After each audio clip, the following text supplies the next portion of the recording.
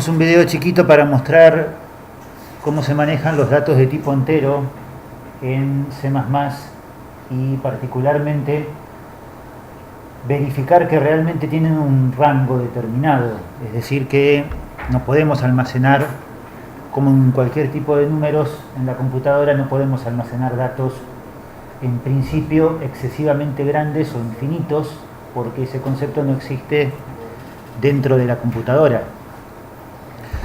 Tomemos el siguiente ejemplo, donde por el momento tenemos declarada una variable entera x que tiene el valor 123. En primer lugar, nosotros sabemos que el 123 lo entendemos habitualmente pensándolo como un número en sistema numérico decimal.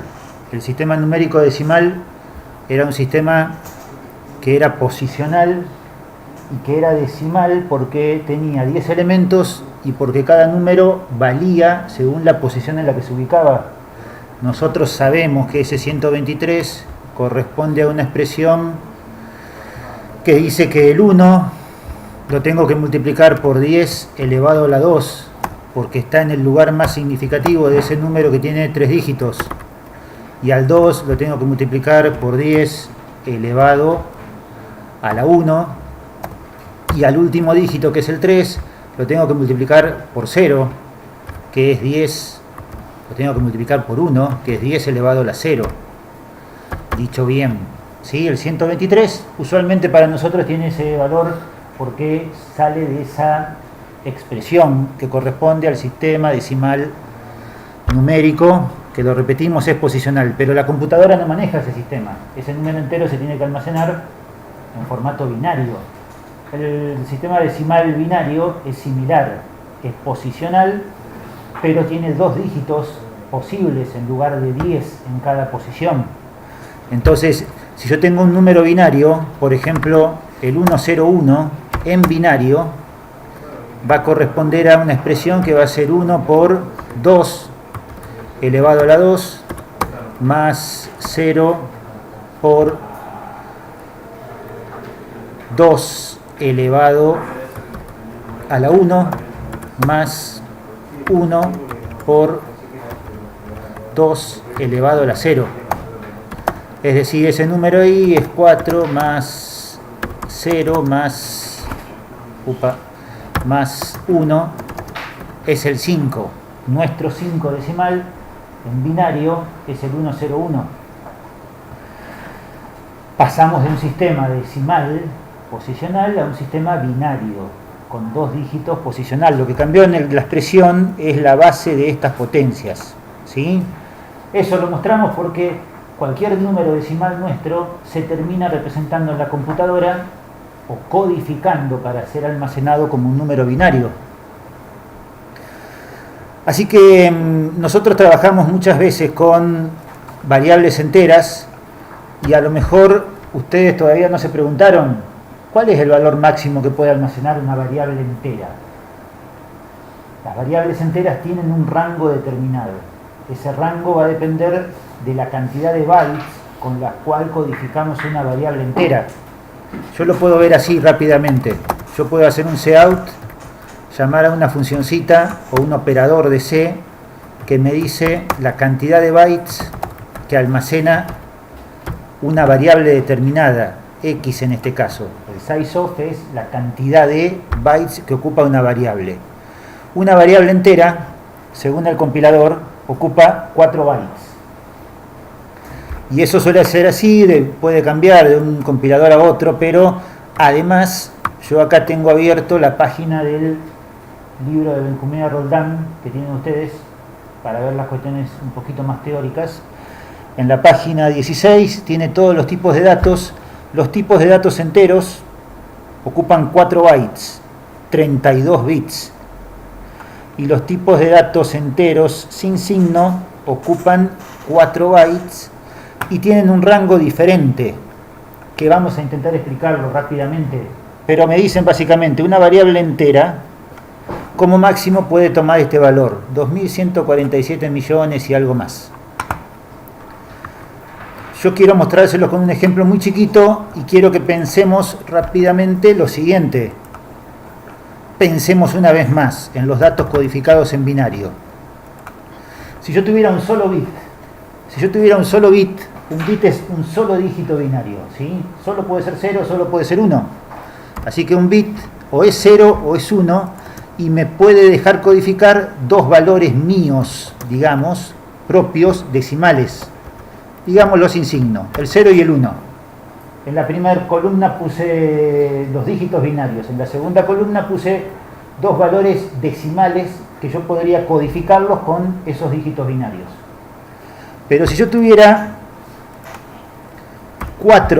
la posibilidad de tener dos dígitos binarios, las combinaciones se me van a agrandar porque yo voy a tener 00, 01, 10 o 11. Tengo 4 posibilidades con dos dígitos binarios.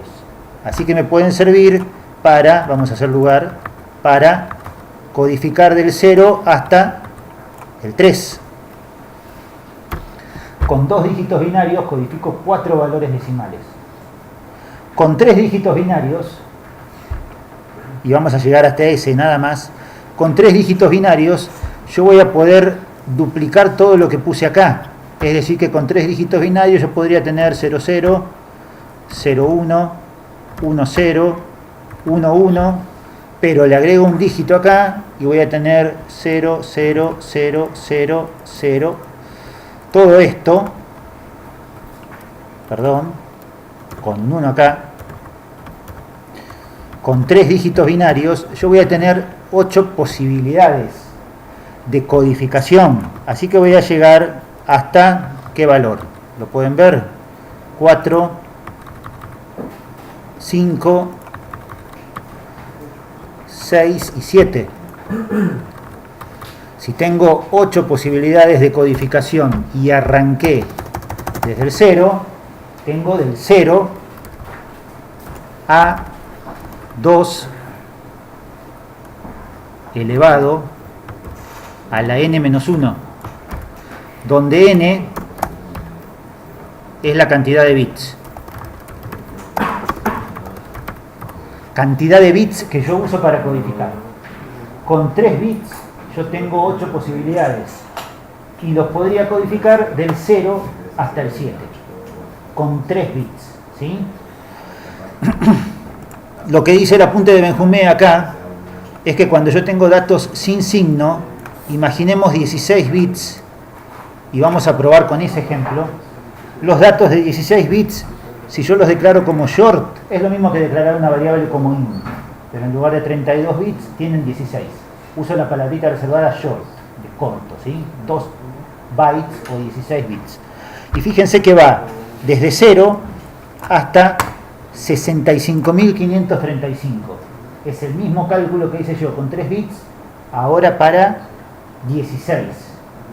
2 a la 16 me da 65.536. Menos 1 es el 65.535 que tengo ahí.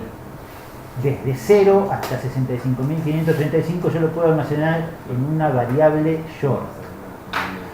Ponemos eso en el código y lo probamos y lo verificamos. Yo declaro una variable y la variable va a ser short. Voy a hacer el sizeof para que me muestre que son 2 bytes. Pero en la variable short yo quiero hacer ese cálculo y ver que realmente puedo almacenar 2 a la 16 menos 1, 65.535. ¿Sí? Lo voy a escribir directamente. No lo voy a calcular como potencia. Voy a escribir 65.535. Escribo el valor que me dice el apunte, que es el máximo que me podría almacenar en una variable de tipo short, porque no tiene signo.